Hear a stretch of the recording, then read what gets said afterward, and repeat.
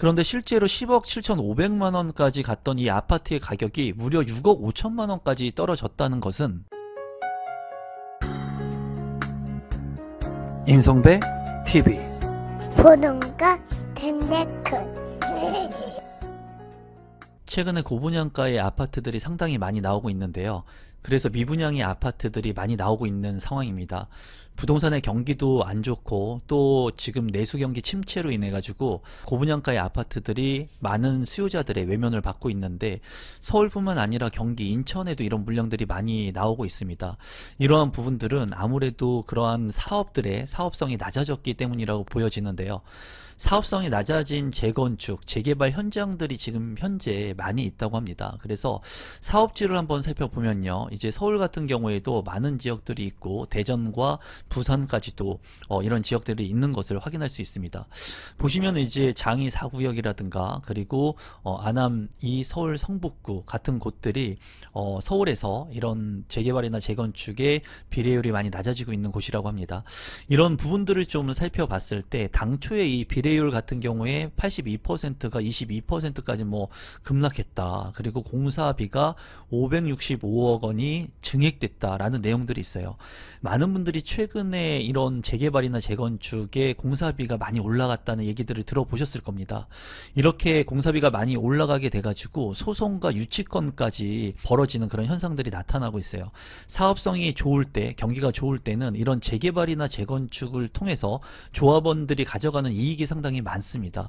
추가 분담금 같은 경우에도 내가 많이 내지 않아도 되고 또 사업성이 좋다면은 반대로 또 이런 추가 분담금을 내는 것이 아니라 환급금을 받기도 하는데요. 최근에는 공사비가 이렇게 많이 올라가면서 사업에 이제 난항들을 겪고 있는 이런 사업지들이 상당히 많이 있다고 합니다. 하나의 예시를 제가 좀 설명을 좀 드리고 싶은데요. 저한테 이제 고민 상담을 했던 분의 얘기예요. 어느 정도 시간이 좀 흘렀습니다. 1년 정도가 좀 지난 상황이고 지금 현재는 분양권을 매수해서 이 분양권의 역세권의 아파트에 입주를 한 상황인데요. 이분이 이제 고민을 했던 부분은 그거예요.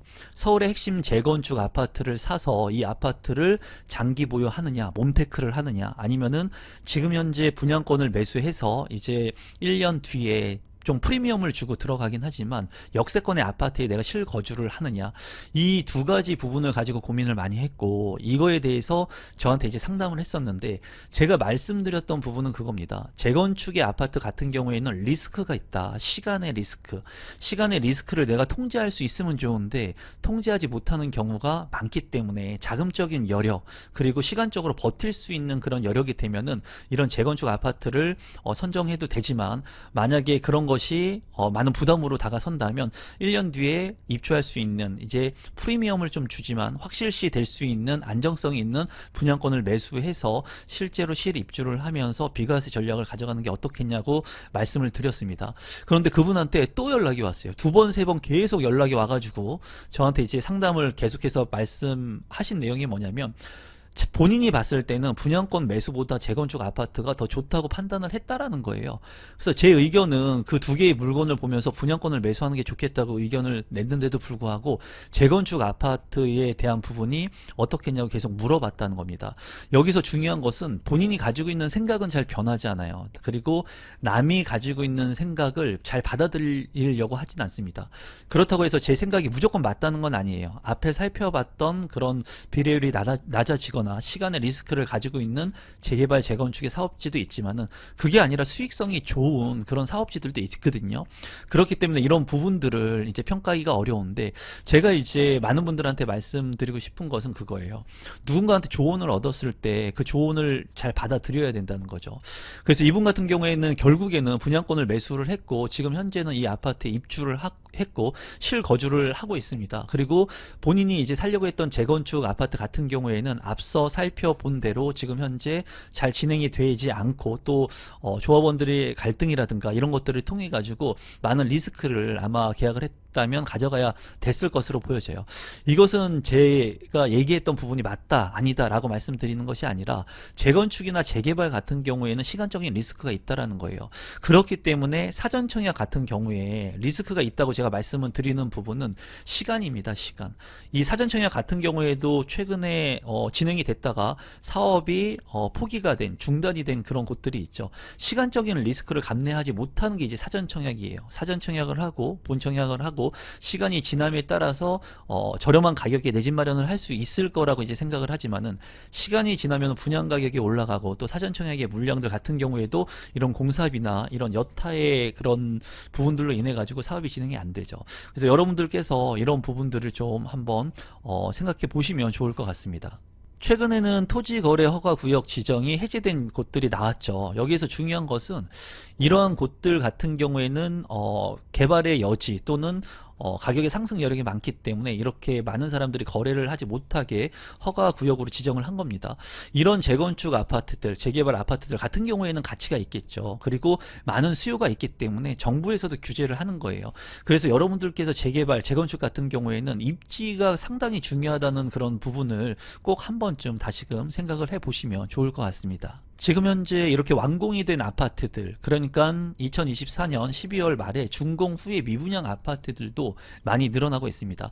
사업성이 좋을 거라고 해가지고 준공이 됐는데도 불구하고 지금 현재 전국의 미분양 아파트들이 늘어나고 있고요. 지방 같은 경우에는 상당히 좀 심각한 수준이라는 것을 여러분들이 알고 계실 거라고 생각이 들어요. 그래서 현재 고분양가의 아파트를 청약을 통해서 내 집 마련을 하거나 이런 아파트들을 내가 매입하는 것보다 고점 대비 많이 떨어진 아파트들, 이런 아파트들도 눈여겨볼 시점이라고 생각이 듭니다. 이제 미분양 아파트들 중에 고점 대비 많이 떨어져서 거래가 되는 지역들 보면은 인천 지역들이 있습니다.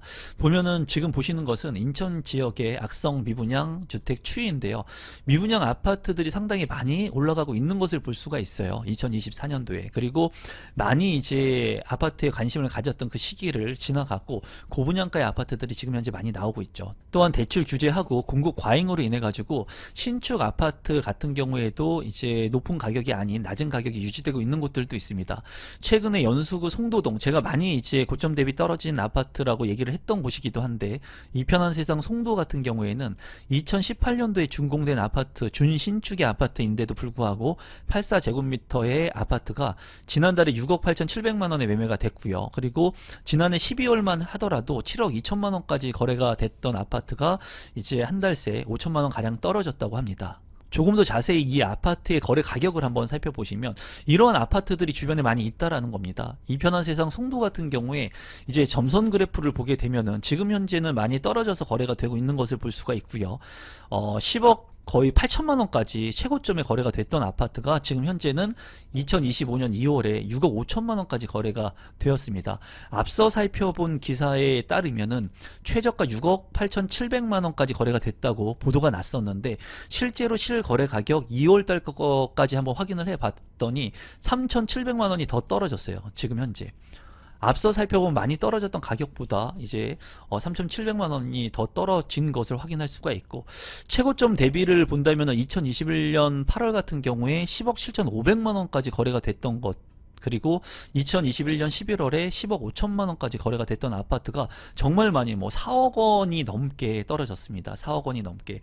그렇기 때문에 지금 현재 이렇게 많이 떨어지고 있는 곳들, 물론 많이 저평가되고 떨어졌기 때문에 지금 이제 전세 가격이라든가 이런 것들이 이제 형성이 되는 것들이 매매보다는 전세를 더 선호하는 사람들이 많이 있을 거예요. 왜냐하면 가격이 많이 떨어지다 보니까 이러한 아파트를 내가 매수하기에는 이제 두려움이 있는 거죠.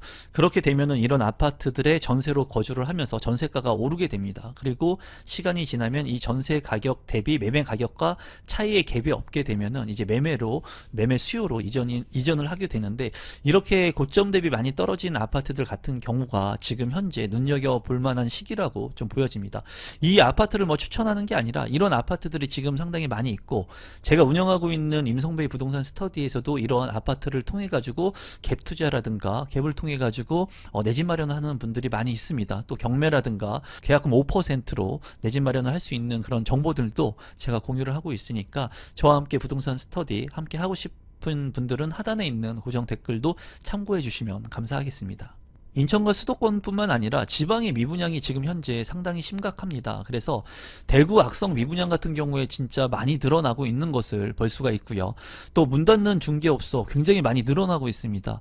예전에는 이제 노후 대책을 위해 가지고 중개업소 공인중개사 자격증을 땄는데 지금은 이제 폐업하는 그런 곳들이 굉장히 많고요. 건설업 폐업 같은 경우도 지금 많이 늘어나고 있습니다. 그래서 부동산의 경기가 상당히 안 좋고 미분양 물량이 지금 현재 많이 늘어나고 있는 시점 속에서 정부에서는 이런 미분양 부분들을 해소하기 위해서 이제 다음 주 중에 건설 부양 대책, 정부 대책을 내놓는다고 해요.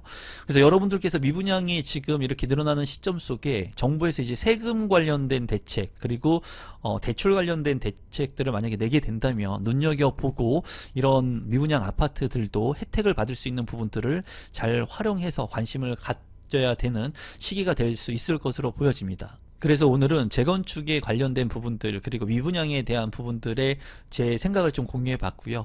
이런 시기 속에서도 기회를 늘 만들어가는 분들이 있거든요. 여러분들께서도 이제 정부 대책이 또 나온다고 한 만큼 부동산에 관련된 부분들 좀 신경을 쓰면서 기회가 될 수 있는 부분들을 좀 집중하시면 좋을 것 같습니다. 오늘 영상은 이것으로 마무리 짓도록 하겠습니다. 감사합니다.